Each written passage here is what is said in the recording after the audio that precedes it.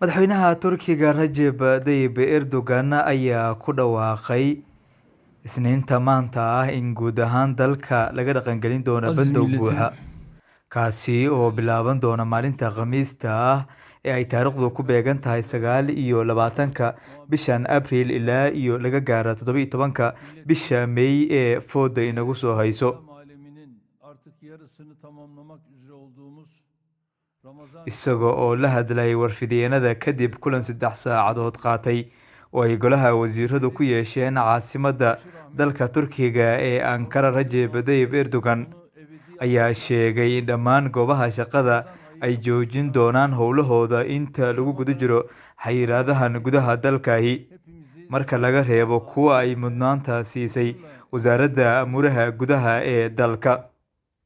geçtiğimiz hafta kabinemizde küçük bir değişiklik yapmıştık. Aile Çalışma ve Sosyal Hizmetler Bakanlığımızı hem ikiye böldük hem de iki yeni isme buralarda görev verdik. Aile ve Sosyal Hizmetler Bakanlığı'nı Derya Yanık, Çalışma ve Sosyal Güvenlik Bakanlığı'nı Waynaan si dhaqso leh u yaraynaa tirada kiisaska oo aan ka yaraynaa 5,000 oo xaaladood. Haddii kale waxaan lumi doonaa cawaaqib dhinac walba ah oo ka imaan doonta dalxiiska, ganacsiga ilaa iyo waxbarashada, ayuu yiri madaxweynaha Turkiga Recep Tayyip Erdogan oo la hadlayay warbaahinta maxalliga ah ee dalka Turkiga.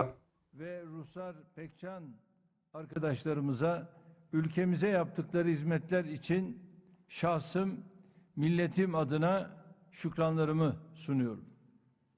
Bu arkadaşlarımızla ilgili sosyal medyada yürütülen Madaxweynaha Turkiga Recep Tayyip Erdogan ayaa sheegay in waxbarashada fasalada ee foolka fool ee dhammaan xarumaha oo ay ku jiraan xanaanooyinka ilaa iyo jaamacadaha ay joogsan doonaan dhammaan, isla markaana imtixaanaadka guud ee dalka dib loo dhigi doono. öncesinde Wasaaradda caafimaadka ee dalka Turkiga ayaa xaqiijisay 37,000 oo xaaladood oo cusub oo ah caabuqa COVID-19 oo ay ku jiraan yarın 2,700 oo bukaanno ah kuwaasi oo leh astaamaha cudurka COVID-19, toplantısı iyagoona kiisaskaasi dhammaan la xaqiijiyey 24 saac ee la soo dhaafay. halkından aldığı destekle Ilaa iyo 48,000 oo bukaanno ah ayaa ku guuleystay in ay la dagaalamaan oo ay ka soo kabtaan